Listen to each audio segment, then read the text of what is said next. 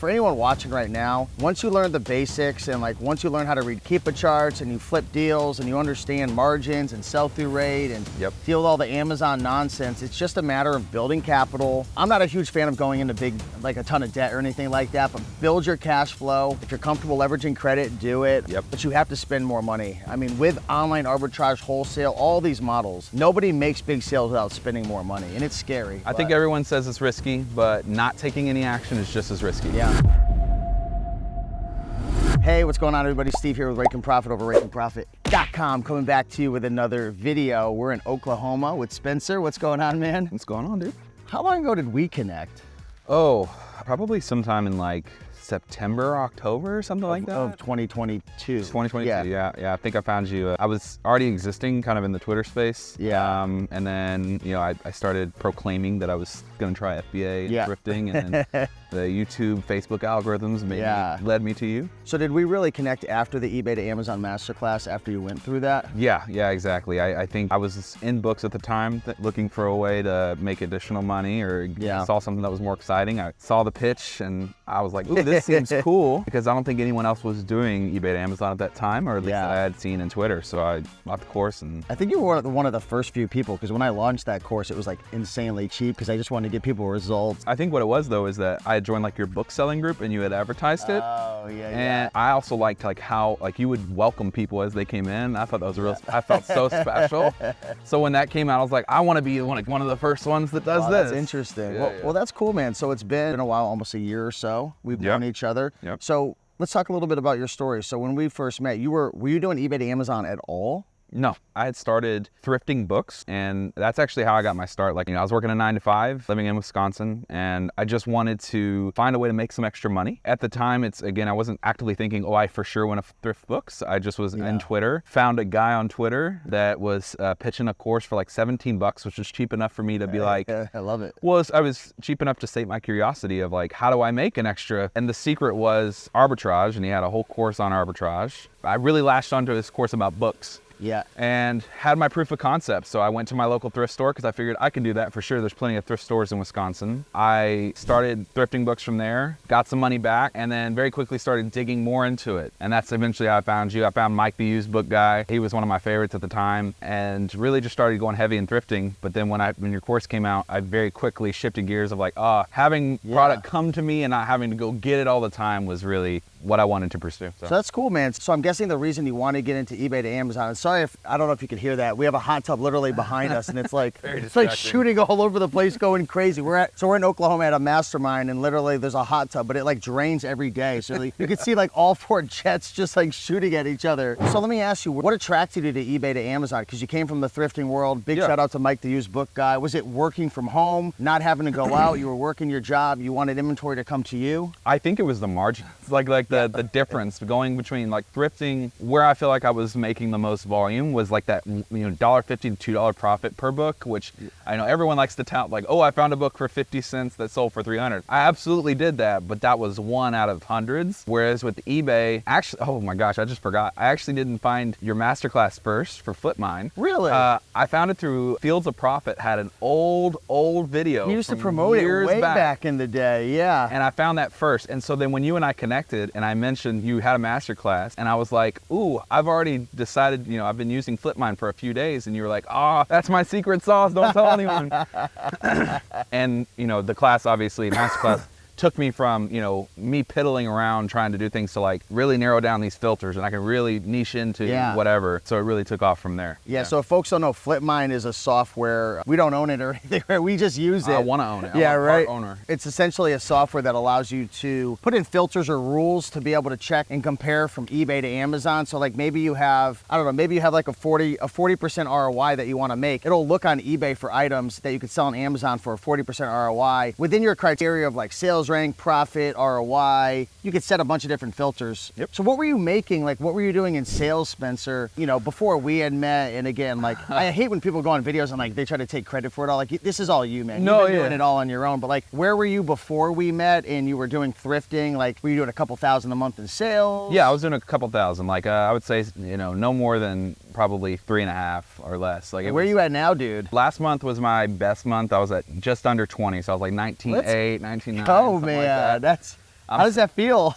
I mean, it's stressful because I'm spending a whole lot more to get there because like I really want, like I have a goal in mind of hitting 30K a month. Really? That's your goalpost? Right now. Shout out to Josiah. I know I'm going to move the goalpost as soon as I get there because it's a very temporary goalpost, but I wanted to maintain a consistent spend of about $15,000 per month, and I've been doing that for about 75 to 80 days right now. And what can people expect for margins? Because people might think like, whoa, I want to spend that much money. They're like, I haven't spent that much all year at the thrift store. I'm very particular about margins in terms of like what people understand as margins because I'm very heavy about tracking everything. So I have a software that I use that I track all of my books. What software is that? I use Sellerboard pretty heavily. Oh, dude, actually, I went through your affiliate link. You sent me an affiliate I'm not trying to pitch it, but you know what we're gonna do? We're gonna drop your affiliate link on this video. Anyone who wants to check out Sellerboard, we're sending it to him. Yeah. I've heard of that before, but yeah, that's cool, man. We'll do that. Sellerboard is for me, it gives you the dopamine feeling of when you see your little tiles of your profit and all that good stuff. That's what I like about it, but also like it really allows me to track in an effective way all the things that go into this business, which is your softwares, which is your supplies, which is your Amazon fees for refunds and returns, because a lot of things don't track that well. Yeah. Sellerboard tracks that very, very well. You know what I love? Because so for folks who don't know, anyone who's been in the masterclass, like there's a lot going on behind the scenes. If you see me not posting a lot on YouTube, because I spend a lot of time like in the courses and in the community, you know, the last 5 or 6 months I've gone hard into flipping like electronics, tools, different things like that. Yeah, exactly, right. But I don't share a lot of this publicly.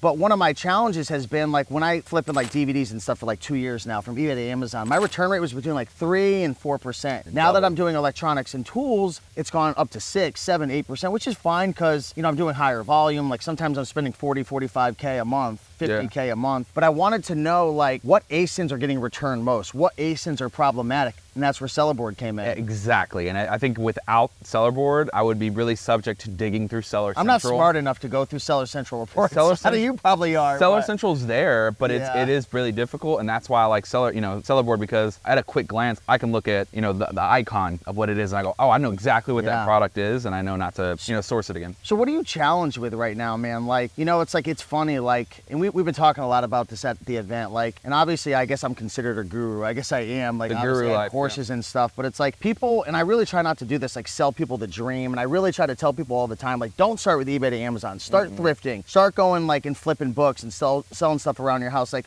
what advice would you have to people who are like, all right, I'm sick of the thrift store. I want to do online arbitrage, eBay to Amazon. Like, when would you, say you had a good friend, when would you give them permission? I know that sounds kind of crazy, to start doing like what you're doing, because you came from that world. Yeah. I would say, like, no one ever wants to say books. I think the hot, sexy thing is to be like, oh, you should start flipping sneakers from Nike. Like, I don't think that that's how you should learn, especially like me. I was coming from a 9-to-5. I couldn't afford to quit my job. I wasn't in a desperate position that I could, you know, go all in onto something. I needed to test the waters and have that proof of concept, and books and thrifting was that.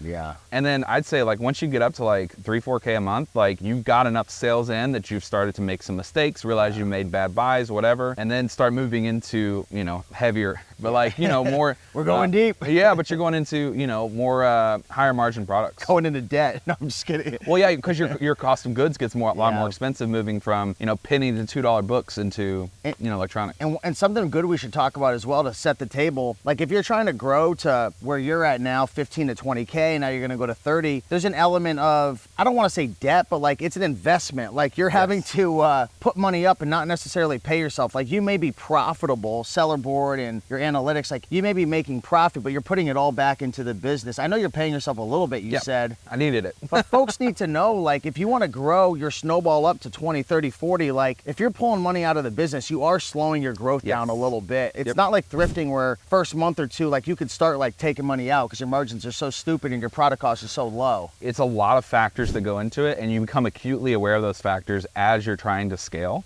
And still continue to pay yourself. Like, I shout out to Joji. He talks about Joji Davenport, baby, the book king, I call him. He had this whole profit first mentality, and I did something that was a little bit modified, but I was taking 10% of my payouts off the top and putting it in an account for myself. It's a great book, Profit First. Go check that out. So if I wanted to make more money, I would need to have a bigger payout. How do I have a bigger payout? I gotta make more. I gotta spend more. But like, I'm currently, like, everyone in the house has heard me complain about this point. Like, I'm in this cash flow lockdown where if I wanted to maintain my consistent 15K spend, I'm waiting on an Amazon payout so that way I can pay down my Amex and then, you know, go from there. And I think that that's process wasn't talked about. I've never heard anyone else talk about it except for when I start talking with people that I, you know, sell alongside of.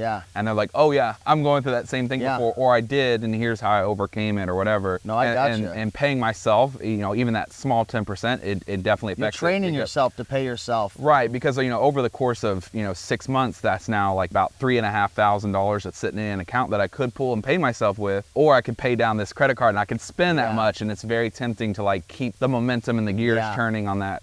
It's just like it's a lot to keep track of, and it's a lot of, you know, for someone who has a 9-to-5 and can't, you know, isn't doing this full time, like it's almost like another full-time job when I clock out that I got to manage and think about. But, you know, like I've been telling everyone, like I'm so in and I'm so addicted to this now because your job, there's not a direct correlation to the time and the money that you put in, and you'll see that direct output. There's a ceiling, with Amazon, like it's a cheat code. It's like money and time in the box, and I get money out, and it's been hard to walk away from that now. With a job, you have the comfort, you have the reliability of a paycheck to an extent, right? To an extent. Sometimes I source during, I hope my boss doesn't do this, but I source during work hours, and that's cut that out. That's a little stressful to be like, oh, I have to manage this job and then also try to pretend like I'm not running something else on the side. You know what you do? You're planting a seed, man. Yeah. You're not necessarily able to, like, what is it called in garden, like harvesting and like reaping the reward, right? Right. But like you're planting a seed and you're building it over time, and I think that's important. One thing that Spencer's doing, I'll give you guys a quick tip, and maybe you could talk about this a little bit. You've been doing merchant fulfilled eBay to Amazon. Yeah. That's a little secret, right? I don't know much about merchant fulfilled. I don't do merchant fulfilled. I'm not going to pretend like I know too much about it. Yeah. But I did partner with a good friend, Kurt. We had an upsell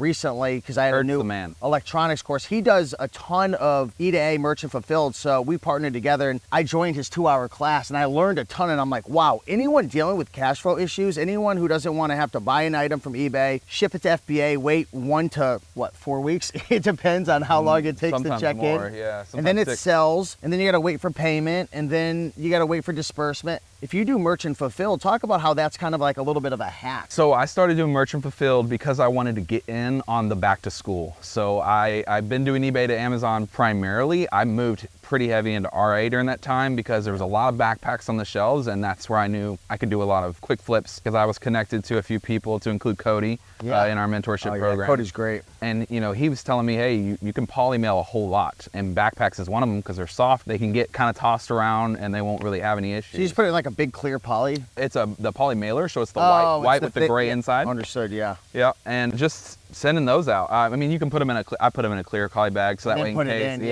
That way if it gets torn, it doesn't mess it up. But look professional. Yeah, but you quickly, I mean, I was terrified to do something that through my whole journey I had avoided. Like when I started with books, it was FBA, and when Mike the used book guy was moving to FBM because of restock limits and all that, I was like, I'm gonna move away from books now because I want to keep doing FBA because FBM. We have a job. Right. Well, and FBM intimidated me, but what I've learned is that FBM is so simple. Once you start to realize like, oh, all this can fit into a poly mailer. You know, if it's got its own box, I can technically throw it in a poly mailer and it's fine, and then you can use those dimensions. Was it? I get confused because we're at a mastermind right now. We'll put some B-roll. We have like 23 like E2A people here, and we got Jameson Philippi and OA. We got Romer the Romer. The big hitters. Were you the one in the hot tub telling me last night that you picked up an item E2A merchant fulfilled for like 160 and you're gonna flip it for like 300 or something? No, it was actually 390 to 700. Oh my God. So you paid $390 for what's the ASIN? No, I'm just playing. No, it's a power tool, so it's a big old drill. I was just the box is very big, and I think that's why people were shying away from it. But you know, to give it like a little tip, like for merchant fulfilled, is why I thought this was okay. Is the buy box is gone on this, so the lowest price is going to probably win. Is there any history of FBM winning the buy box? You're like when you look on Keepa, yes, but the price would have to come down significantly, and at that point, I'd be close to break even. And does everybody know what that means when there's no buy box? Like if you don't see a buy box, what is that typically saying? Does Amazon think the price is too high or too? Amazon thinks the price is too high. Typically, they've previously carried it at a much lower price, and the remaining sellers that are on know that this is a hot item that people do want, but we can, you know, resellers. Especially if Amazon was on it recently. You ever notice that it jumps and they're like, screw you guys, we're not giving you. We're going to suppress the buy box. Yeah, this particular ASIN, it's been a couple months, but they still haven't given the buy box to anyone. So what that means is that I can come in because I'm sourcing from eBay. I can get a much lower price than anyone anyone else, and I can list like just a couple bucks below whatever the current lowest offer is. And then once my stuff comes in, I can start to price aggressively to get whatever I need to get that sale done. Those are currently still sitting at the house. I have it on vacation mode because we're here, but I can't wait to turn back on and start really competing. I think there's a big opportunity right now for anyone doing E to A or even Facebook Marketplace to Amazon, Craigslist. I mean, I don't know, Craigslist maybe, but high ticket merchant fulfilled flips. I think it's scary, right? Because, you know, you're spending a lot more, for me, like a lot more of my capital. But I think what it came down to is that, you know, you started talking about higher ASP, and I was stuck with like, I knew I needed to spend more money, but I didn't have enough time really to get to my spend at that point when I was just doing like smaller items that were, you know, DVDs and going for that, you know, over $29. Well, I up that now with like, if it's under 88 bucks, I don't even want to look at it. And I spend a lot more, and I feel like maybe I have a little bit more at risk in terms of like per item risk. But I've also found that items that are more expensive, you can actually more successfully break even and get out than you could for a smaller item, because those, everyone jumps on those and they tank. So this is great information. So let's kind of start wrapping things up. Like, what's your goal, man? Like, where do you want to be? Like, the reason I told Spencer, I was like, before you leave, man, I want to capture your story and like kind of where you are. So you're around what, 20K or so? 20K, yeah. Where do you want to be, man? Like if we connect in a year or so from now, or even if it's like on Zoom or whatnot, like let's set the intention, man. Let's get Tony Robbins on people right now, right? Let's That's a lot of pressure. There's been a lot of big hitters in this house, and it's like, I don't know if I can do what they do, but dude, I hate that you say that. No, you're so capable, dude. This guy knows everything. You just got to spend more money. It's honestly that. I've been really, I don't want to say idolizing, but I've been really narrowing on watching closely Seth Checkmate Flips, because where I think he's at in terms of his revenue and then profit is where I want to be. So he made like 19K profit last month. Yeah, I think somewhere in the ballpark of about, I have like step goals to my end goal. All right, so my current step goal I told you was like 30K, and then it'll be 40K, because then I can actually start to potentially go full time. Oh man. But I think in state, I'm looking to do probably, you know, next year, if we do this again, I would like to be doing about 80K per month. Wow. And then, you know, with my net margin, which is not a lot what people talk about, my net margin being somewhere in the ballpark of like 15 to 18%. Okay. Would feel really good for me. Okay. I'd be in a comfortable spot that I could eventually, like I said, park a few VAs there and then start looking into other business ventures, because I like Amazon, I like the opportunity, but my goal is to use that money to buy a business local in my community and then grow that. And potentially sell it and do it again and just make better businesses in my community that are more customer centric. Do you follow Cody Sanchez? I do. I love that lady. She's That's a new follow for me, and she's blowing my mind open. I won't go down that rabbit hole, but you can literally take your money from Amazon, use that cash flow to then buy other businesses that are already operating and generating revenue. And I think that's the smartest thing for anyone to do. And I think it's because while Amazon is such a fantastic opportunity to make money, we're all beholden to Amazon's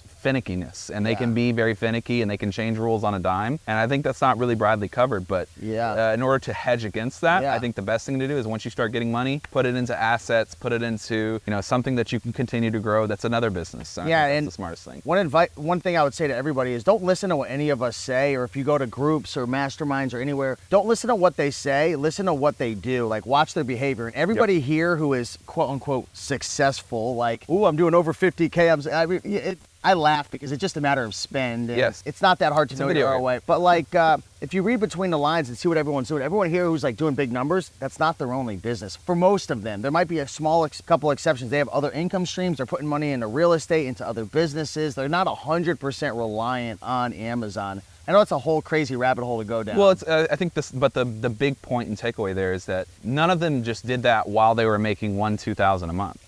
Right? Because at that point, you need to focus on making this sustainable, making it enough profit. So you're saying put all your focus and build it up and then disperse. And for me, that mark is somewhere in the ballpark of about 40K a month. I can then start to, you know, continue to grow, but then start to put things aside based on the margins that I'm currently, you know, projecting to do. Hey guys, real quick, I want to let you know, if you enjoyed this video, be sure to check out Spencer. Where are the platforms you're hanging out, man? I'm on Twitter and I'm on Instagram primarily. Twitter's my favorite space, but or X, whatever it's called now, right? I'm at Burke the Builder on pretty much all socials. So Burke the Builder, no E on Burke, B-U-R-K, the Builder. Yeah, so we'll put that on the screen. We'll put that down below. So if you want to follow someone who's trying to grow, trying to build, trying to eventually quit their job, definitely check them out on social media. Appreciate you guys. So cool, man. Thanks for having you on, man. Yeah, man. It's today's, I think, what, mid-September of 2023. So we'll have to connect in 2024, see how things go, man. I hope I'm at 80K, and if you see me, I'll be on Twitter and Instagram just shouting it out like, oh, I made it, I made it. Like I was saying last night, you could do it, man. And for anyone watching right now, once you learn the basics and like once you learn how to read Keepa charts and you flip deals and you understand margins and sell-through rate and deal with all the Amazon nonsense, it's just a matter of building capital. I'm not a huge fan of going into big, like a ton of debt or anything like that, but build your cash flow. If you're comfortable leveraging credit, do it. But you have to spend more money. I mean, with online arbitrage, wholesale, all these models, nobody makes big sales without spending more money, and it's scary. I think everyone says it's risky, but not taking any action is just as risky. Yeah, well, hey, thank you so much, everybody, for watching. Appreciate you, Spencer. Again, let's get after it. Much love, and we'll see you guys in the next video. Bye.